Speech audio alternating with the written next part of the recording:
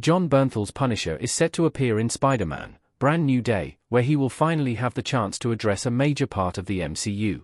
Tom Holland's Peter Parker has teamed up with other MCU heroes such as Tony Stark, Doctor Strange, and Team Iron Man. Starting a new chapter in his life, Peter will cross paths with the Punisher in Spider-Man: Brand New Day, though Frank Castle may not be as friendly as Spidey's previous allies.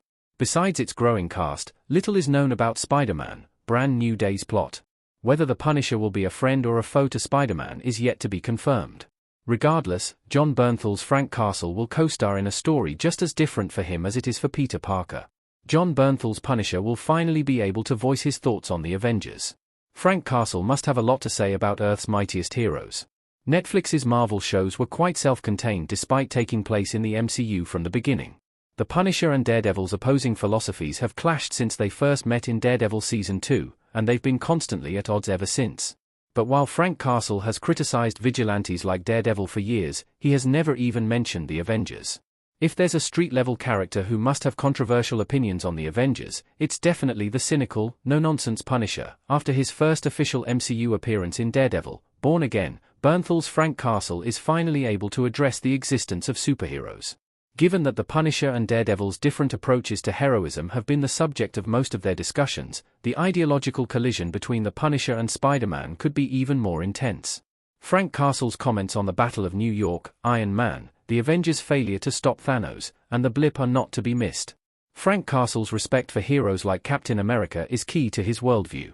The Punisher hates many superheroes but holds others in high regards. John Bernthal's Frank Castle and Charlie Cox's Matt Murdock team up in Daredevil Season 2.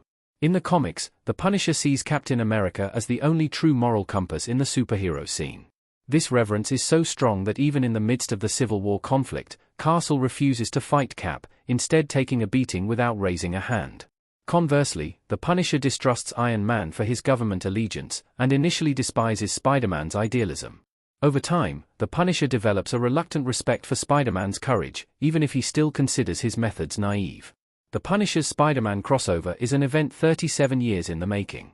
The Punisher is one of Marvel's earliest live-action movie protagonists. The Punisher may be famously a street-level Marvel hero, but the idea of seeing Frank Castle crossover with other heroes on the big screen has existed since at least 1989.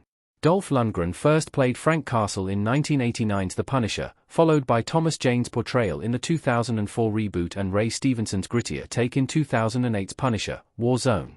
While all three Punisher movies have been standalone adaptations, fan interest in potential crossovers has remained high. Having made his big-screen debut long before Spider-Man and Daredevil, the Punisher's MCU integration has taken too long.